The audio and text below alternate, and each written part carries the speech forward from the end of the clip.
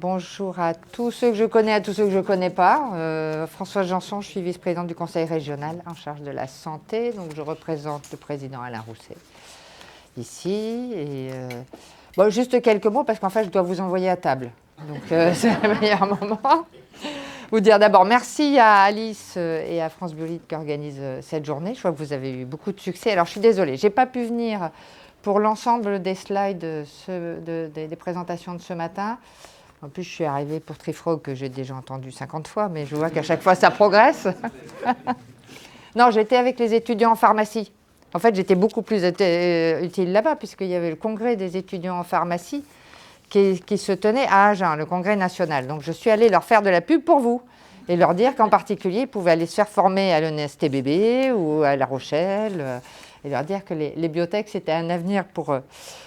Puis hier soir, j'étais au congrès de la chimie thérapeutique, où ils m'ont expliqué quand même que les biotech, c'était bien, mais que la chimie, c'était quand même vachement mieux. J'ai dit, bon, ben, je dirai ça demain matin. Voilà, non. Et tout à l'heure, j'ai appris dans la voiture qu'il y avait un essai thérapeutique de phase 3 sur l'Alzheimer. Vous en avez entendu parler? Avec du café. À Lille, ils ont découvert que le café... Alors, je ne vais pas vous expliquer les détails, c'est de la biotech, mais que ça préservait les neurones. Et en fait, ils sont en train de lancer un essai thérapeutique de phase 3 avec 500 personnes à qui ils vont donner soit des gélules vides, soit des gélules pleines de 60 mg de café tous les jours. Voilà, c'est les nouveautés de la biotech. Vous ne la saviez pas, celle-là. Bon. Ceci dit, non, juste pour vous dire que le conseil régional a mis le développement des biotech dans les priorités de notre feuille de route santé 2023-2028.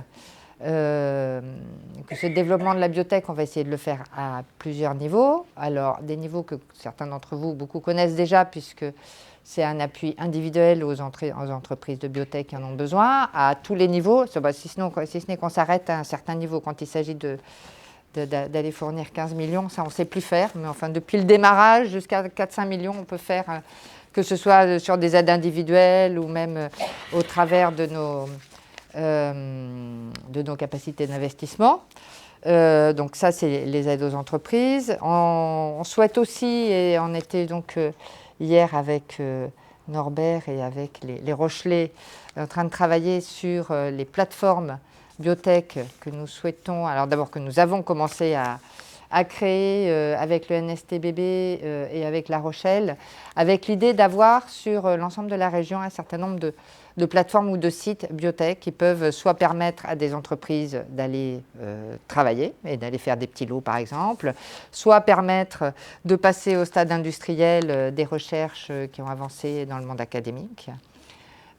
Et puis, alors les plateformes biotech pour travailler, et puis aussi la formation des ingénieurs biotech, puisqu'on sait que dans toutes vos entreprises, il en manque, puisque je vois que vous les volez les uns aux autres. Et si j'ai bien compris, mais on en parlera aussi après, l'intérêt c'est d'avoir plus d'ingénieurs, c'est aussi d'avoir plus de techniciens, c'est ce que j'ai cru comprendre. Donc il faut peut-être qu'on travaille aussi, on en parlait hier en rentrant, peut-être qu'on travaille aussi sur les bacs plus 2, les bacs plus 3. Alors c'est pas nous tout seuls, mais comment on y travaille ensemble. Voilà, vous dire aussi que, ça y est, j'ai noté des choses mais je les ai oubliées. Le campus biotechnologique régional, je vous en ai parlé. Et j'ai oublié une page, c'est pas grave. Que donc l'accompagnement individuel, l'accompagnement effectivement au travers d'outils de travail et qui peuvent permettre le ressourcement, l'accompagnement de la recherche et des partenariats entre les entreprises et le monde académique, c'est quelque chose qui est souvent peu connu, que la région peut accompagner des acteurs académiques dans le financement de leur recherche au travers de l'appel à projets ou au travers de réseaux, qu'on accompagne les entreprises, mais qu'on accompagne assez fortement les entreprises quand elles vont travailler avec le monde académique pour se ressourcer. C'est des accompagnements financiers qui peuvent aller beaucoup plus haut, des accompagnements simples sur de la R&D interne. Et vous dire qu'on accompagne aussi, bien sûr, Alicena, que je remercie et dont je remercie le président, le tout nouveau président qui a bien voulu prendre cette lourde charge et que il nous semble que l'accompagnement individuel, l'accompagnement collectif et le dialogue avec vous et ensuite le travail de partenariat et le travail de lien à faire entre vous tous et avec les entreprises extra-région, c'est des choses qui peuvent être faites par la région. Et donc, j'espère qu'elles pourront vous satisfaire. Et sinon, s'il y a d'autres choses à faire, vous savez que les politiques de la région, elles se construisent en co-construction. C'est-à-dire que c'est avec vous qu'on essaye de construire, de bâtir des politiques régionales qui soient les plus efficaces possibles. Voilà pour les quelques mots que je voulais vous dire.